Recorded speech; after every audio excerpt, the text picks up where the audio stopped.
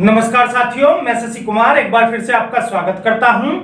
आशा करता हूं आप सभी स्वस्थ एवं प्रसन्नचित होंगे। बेसिक गणित के अंतर्गत हम संख्याओं के बारे में पढ़ रहे हैं और लास्ट वीडियो में हमने प्राकृतिक संख्या, पूर्ण संख्या, पूर्णांक संख्या एवं सम और विषम संख्याओं के बारे में पढ़ा था। तो आइए बेसिक गणित के अंतर्गत आज इसी सफर को आगे बढ़ाते हुए हम अभाज्य संख्याओं के बारे में पढ़ लेते हैं।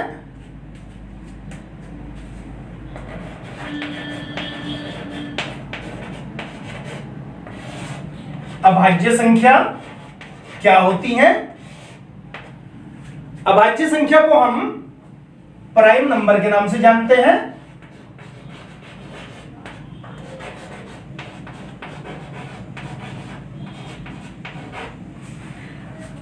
अभाज्य संख्याओं को प्राइम नंबर कहा जाता है। तो आइए सबसे पहले बात कर लेते हैं कि अभाज्य संख्या होती क्या है। जिस प्रकार से हमारी जो संख्या 2 से विभाजित हो जाती हैं वो हमारी सम संख्या कहलाती हैं। जो हमारी 2 से विभाजित नहीं होती वो हमारी विषम संख्याएं कहलाती हैं। तो आइए कुछ संख्याएं लिख लेते हैं। 1, 2, 3, 4, 5, 6, 7, 8, 9, 10, 11, 12, 13। यहां पर हमने कुछ संख्याएं लिखी हुई हैं। इनमें से अगर सम संख्याओं की बात करें तो सम संख्या हमारी होती है जो 2 से विभाजित हो जाए, जैसे 2, 4, 6, 8, 10, 12।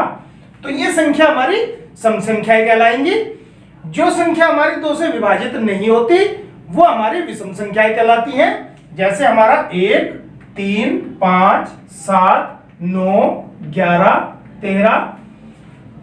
इसी प्रकार से हमारी ये क्रम होता है। पहले हमारी विषम संख्या होगी, उसके बाद सम संख्या, विषम, सम, विषम, सम। इसी प्रकार का ये क्रम हमारा चलता रहता है। तो इनमें हमारी कुछ अभाज्य संख्याएं भी होती हैं। तो अभाज्य संख्या होने के लिए हमें 2 कंडीशन होनी जरूरी है। सबसे पहले तो हमारा जो भी संख्या में दी जाती है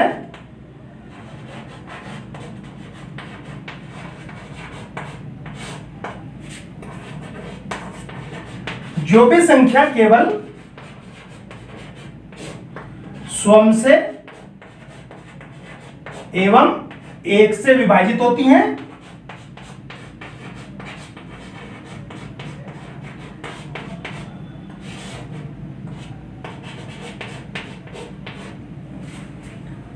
जो भी संख्या केवल स्वयं से कटे या केवल 1 से विभाजित हो, इसके अलावा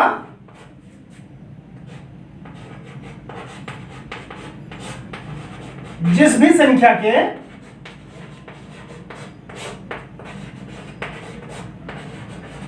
केवल 2 गुणनखंड हो,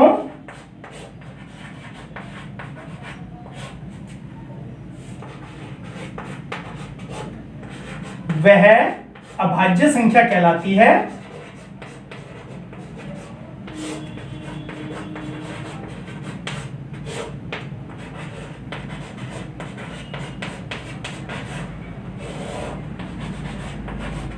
तो दी गई संख्याओं में कौन सी हमारी अभाज्य संख्या है या अभाज्य संख्या कौन सी होती है उसको आइए जान लेते हैं। तो पहला तो हमारा जो भी संख्या दी होगी वो 1 से विभाजित होनी चाहिए और वो केवल स्वयं से विभाजित होती हो। दूसरा, जिस भी संख्या के केवल 2 गुणनखंड होते हैं अर्थात केवल 2 फैक्टर हो, वही संख्या हमारी अभाज्य संख्या कहलाएगी। जैसे हम चेक करके देखते हैं। जैसे हम 1 की अगर बात करें तो 1 सुप्रीम नंबर होता है, ये एक यूनिवर्सल नंबर है। 1 केवल 1 से विभाजित होता है, 1 केवल 1 से विभाजित होता है। ये कह सकते हैं ये स्वयं से विभाजित होता है और 1 से तो विभाजित हो गई, 1 केवल 1 से विभाजित होता है, इसलिए ये एक सुप्रीम नंबर है।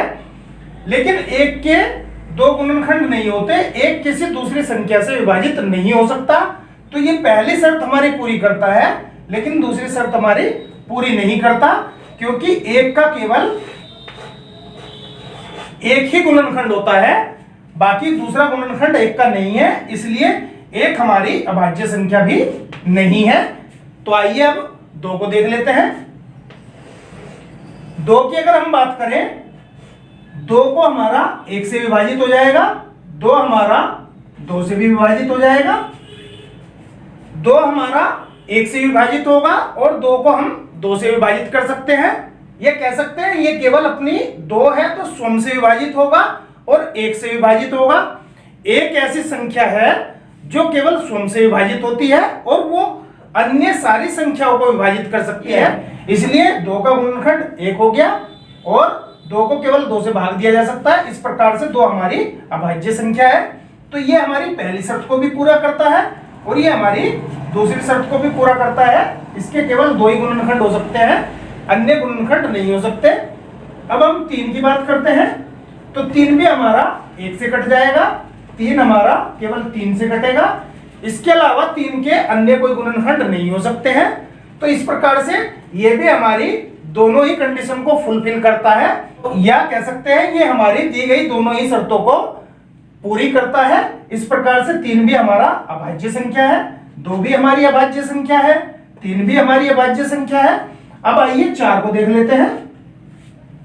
4 की अगर हम बात करें तो 4 हमारा 1 से विभाजित होगा, 4 हमारा 4 से विभाजित होगा, लेकिन 4 हमारा 2 से भी विभाजित हो जाएगा। 4 को हम 2 से भाग देंगे तो 4 पूरा पूरा कट जाएगा।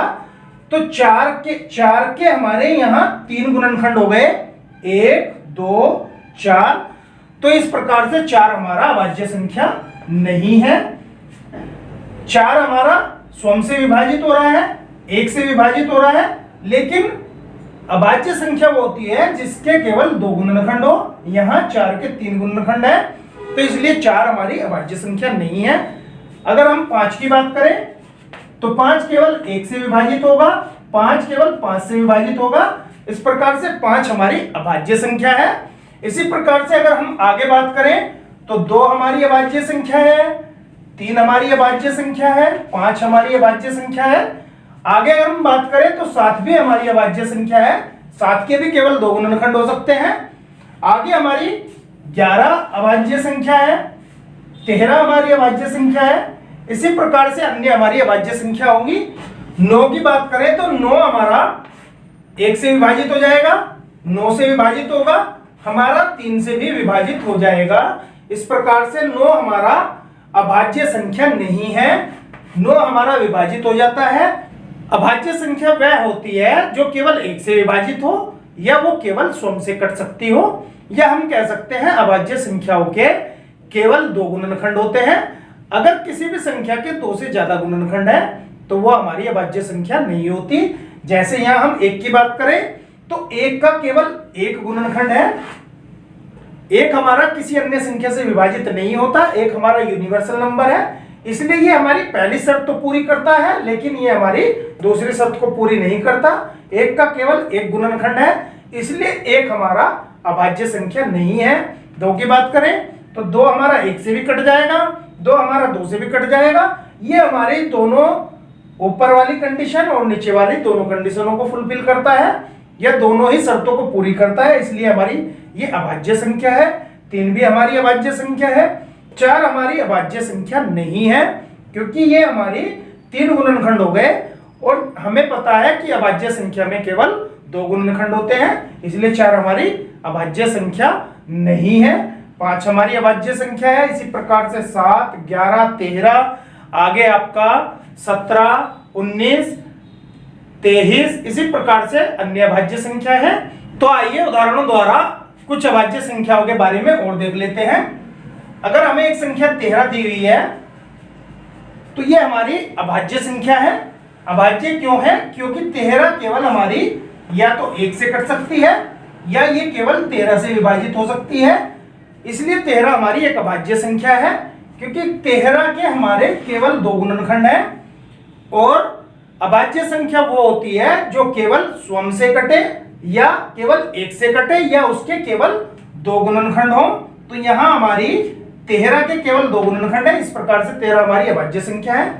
अगर हम 15 की बात करें तो 15 हमारी अभाज्य संख्या है या नहीं है, तो 15 को देखते हैं। 15 हमारा 1 से विभाजित हो जाएगा, 15 हमारा 15 से विभाजित होगा, 15 हमारा 3 से भी विभाजित हो जाएगा, 3 से पूरा पूरा भाग हो जाएगा, 15 हमारा 5 से भी भाग हो जाएगा। तो यहां हमारे 15 के 4 गुणनखंड हो गए, तो इसलिए 15 हमारी अभाज्य संख्या नहीं है। तो अभाज्य संख्या निकालने के लिए सबसे ज्यादा जरूरी है कि उसके केवल 2 गुणनखंड हो। 2 से ज्यादा अगर गुणनखंड हो जाते हैं वो हमारी अभाज्य संख्या नहीं होती।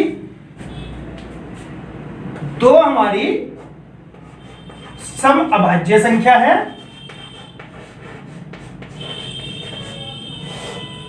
आप जितनी भी अभाज्य संख्याएं निकालेंगे उनमें सारी जितनी भी प्राइम नंबर होती हैं वो सारी की सारी विषम होती हैं, या कह सकते हैं कि सारी की सारी ओड नंबर होती हैं। केवल 2 एक ऐसा अंक है, या कह सकते हैं 2 केवल ऐसी संख्या है जो हमारी सम अभाज्य संख्या है। 2 के अलावा कोई दूसरी भी सम संख्या अभाज्य संख्या नहीं होती। 2 सबसे छोटी, यह कह सकते हैं कि एकलौती अभाज्य संख्या है। अभाज्य संख्या हमारी सारी विषम होती हैं। जैसे 2 के अलावा बात करें, हमारी 3 अभाज्य संख्या है, 5, 7, 11, 13, 17, 19, 23, 29, 31। इसी प्रकार से हमारी सारी अभाज्य संख्याएं आगे तक निकलती हुई चली जाएंगी। 1 से लेकर 50 तक हमारी कितनी अभाज्य संख्याएं होती हैं? अगर हम 1 से बात करें, 1 से लेकर 50 तक हम गिनती लिखें तो उनमें कितनी अभाज्य संख्याएं हो जाएंगी? तो अगर हम इनको निकाल के देखते हैं, 1 से 50 तक हमारी 15 अभाज्य संख्याएं आती हैं। आपको ये ध्यान रखना है कि 1 से लेकर 50 तक 15 अभाज्य संख्याएं होती हैं। 50 से 100 तक हमारी 10 अभाज्य संख्याएं होती हैं। 1 से लेकर 100 तक हमारी 1 से लेकर 100 तक टोटल कितनी हो जाएंगी? तो ये हमारी 25 अभाज्य संख्याएं हो जाएंगी। 1 से 200 तक हमारी 46 अभाज्य संख्याएं होती है, ये भी हमें ध्यान रखना है।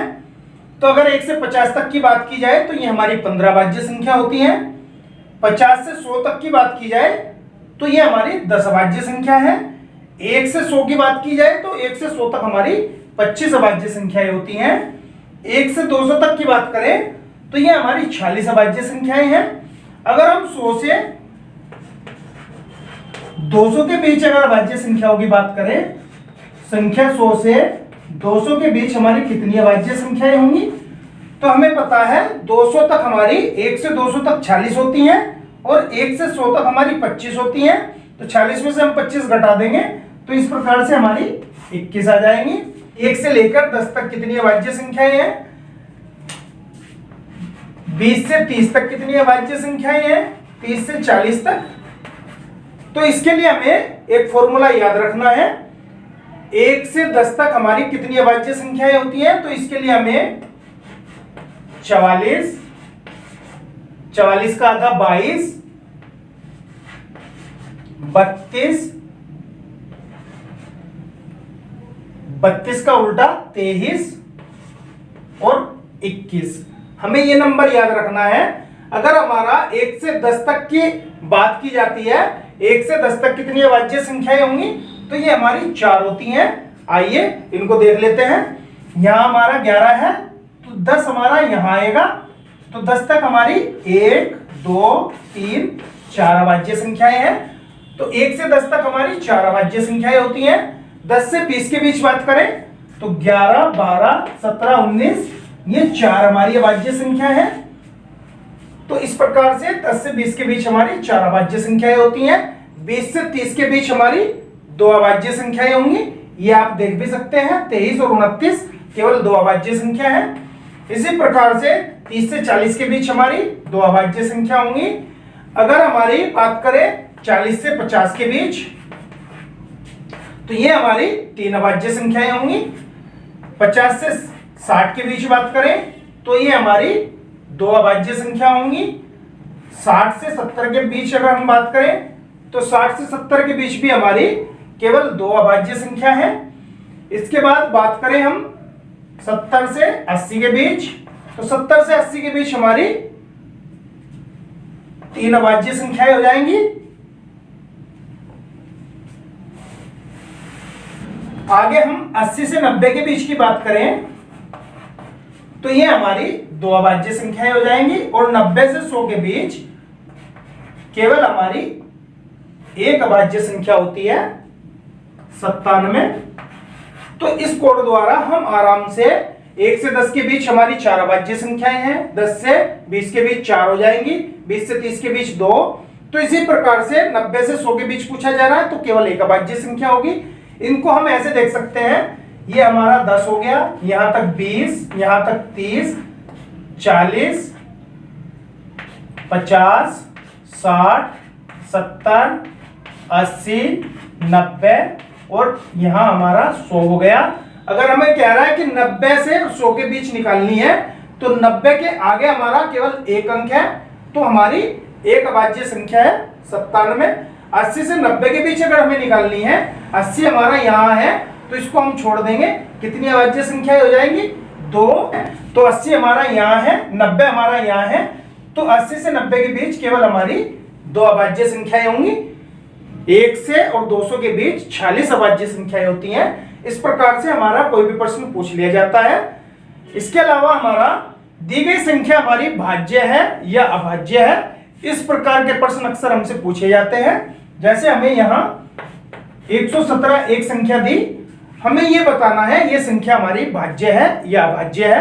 तो इसके लिए हम क्या करेंगे, इसके नजदीकी संख्या का वर्ग देख लेते हैं। जैसे हम कहें 12 का वर्ग 144, 11 का वर्ग कितना होता है 121 होता है। 11 का वर्ग हमारा 121 होता है तो 117 हमारा 121 के आसपास है। तो हम 11, 2, 3, 5, 7, 11, तो हमें 11 तक संख्याओं के द्वारा इस संख्या को भाग देके देखना है। अगर ये विभाजित नहीं होगा, किसी भी संख्या से दी गई इन अभाज्य संख्याओं से नहीं कटेगा, तो ये संख्या हमारी अभाज्य हो जाएगी। अगर ये संख्या हमारी कट जाती है तो ये संख्या हमारी अभाज्य नहीं होगी। तो आइए 2 से बात करते हैं। 2 से ये नहीं कटेगा। जिस भी संख्या के आखिर में 0, 2, 4, 6, 8 होता है वही हमारा 2 से कटता है, तो ये नहीं कटेगा। 3 से चेक कर लेते हैं। 3 3 9, 2 3 9 27, ये हमारा 3 से कट जाएगा, इसलिए 117 अभाज्य संख्या नहीं है। ये हमारा 3 से विभाजित हो रहा है। 3 से विभाजित हो रहा है तो एक गुणनखंड इसका 3 हो जाएगा, एक गुणनखंड इसका 39 भी हो जाएगा, एक गुणनखंड इसका 117 भी होगा, एक गुणनखंड 1 भी होगा। तो इसके हमारे 4 गुणनखंड हो गए, इसलिए 117 हमारा अभाज्य संख्या नहीं हो सकता है। अगर हम 157 की बात करें तो आइए 157 को चेक कर लेते हैं कि अभाज्य संख्या है या नहीं है। तो इसके लिए हम क्या करते हैं, सबसे पहले इसके नजदीकी संख्या का वर्ग देख लेते हैं। 13 13 169। तो यहां हम संख्या 13 तक हमारी जो अभाज्य संख्याएं होती हैं वहां तक हम इसको चेक करेंगे। तो इसके अलावा हमारा 11 हो गया, 11 के अलावा हमारा 13 होता है। तो अब देखते हैं हम, ये 2 से विभाजित नहीं होगा। 3 5 15, 3 से भी विभाजित नहीं होगा। 5 से नहीं कटेगा। 7 से भाग देकर देखते हैं। 7 दूनी 14, 1 17 नहीं कटेगा। 11 से भी भाग, 11 कम 11, 4 47 नहीं कटेगा। 13 से भी भाग नहीं होगा, इसलिए 157 क्या है हमारी अभाज्य संख्या है। इस प्रकार से कोई संख्या अभाज्य है या वो प्राइम नंबर है हम चेक कर सकते हैं। तो आज हमने अभाज्य संख्या के बारे में पढ़ा। अभाज्य संख्या वो होती है जो केवल 1 से विभाजित हो एवं केवल स्वयं से विभाजित हो, या हम कह सकते हैं उसके केवल 2 गुणनखंड हो। सम संख्या, सम अभाज्य संख्या की बात की जाए तो 2 हमारी सम अभाज्य संख्या है। इसके अलावा जितनी भी संख्याएं होती हैं, जितनी भी अभाज्य संख्याएं होती है, प्राइम नंबर होती हैं, वो सारी की सारी हमारी विषम संख्याएं होती है, ओड नंबर होती है। तो अकेला 2 हमारा एक ऐसा अंक है जो सम अभाज्य संख्या है। तो साथियों, आशा करता हूं आपको अभाज्य संख्याओं के बारे में जानकारी प्राप्त हो गई होगी। और 1 से अगर हम 100 तक के बीच की अभाज्य संख्याओं की बात करें तो आप इनको जोड़ेंगे। 4 4 8, 2 10, 2 12, 3 15, 17, 2 19, 3 22, 2 24 और 1 25। इस प्रकार से मैंने आपको बताया भी है 1 से लेकर 100 के बीच हमारी 25 अभाज्य संख्याएं होती हैं। और 1 से 50 के बीच हमारी 15 अभाज्य संख्या होती है। 50 से 100 के बीच अगर हम बात करें तो ये हमारी 10 अभाज्य संख्याएं होती हैं। अभाज्य संख्याएं 1 से 100 के बीच कितनी होती है या किसी भी बीच की संख्याओं के बीच में पूछ ले जाए तो किस प्रकार से हमें निकालना है, इसको हम याद रखेंगे। 44 का आधा 22 होता है, फिर 32 का उलट के हमने इसको लिखा 23 और लास्ट में हमने 21 लिखा। तो यहां हम देखते हैं, अगर हमसे कहा जा रहा है कि 50 से 100 के बीच कितनी अभाज्य संख्याएं होती हैं, मैंने आपको बताया 50 से 100 के बीच केवल 10 अभाज्य संख्याएं होती हैं। तो यहां हम देखते हैं 50 से 100 के बीच, यानी कि यहां से हमें पूछा जा रहा है यहां तक कितनी अभाज्य संख्याएं हैं। तो हम 50 को छोड़कर इससे आगे देख लेते हैं कितनी अभाज्य संख्याएं होती हैं। इसको हम छोड़ देंगे, 50 से 100 के बीच पूछा जा रहा है, 50 को हम छोड़ेंगे तो 60 से शुरुआत करेंगे। तो ये हमारा देखते हैं कितनी हो जाएंगी, 2 2 4 4 3 7 7 2 9 और 1 10। तो इस प्रकार से हमारी 50 से 100 के बीच 10 अभाज्य संख्याएं हैं। कोई हमसे कह दे कि 90 से 100 के बीच अभाज्य संख्या निकालनी है, तो 90 से 100 के बीच कितनी होंगी, तो 90 से 100 के बीच की बात कर रहे हैं तो 90 को हम छोड़ देंगे यहां। इसके बाद हमारा देखते हैं तो ये केवल 1 होगी और हमें पता है कि 90 से 100 के बीच केवल एक ही अभाज्य संख्या होती है, वो होती है हमारी 97। आशा करता हूं अब आपको अभाज्य संख्याओं के बारे में जानकारी प्राप्त हो गई होगी। अब आपको अभाज्य संख्याओं को निकालने में और उनको पहचानने में कोई दिक्कत नहीं होगी। आज के लिए केवल इतना ही, मिलते हैं अपनी नेक्स्ट वीडियो में, तब तक के लिए धन्यवाद।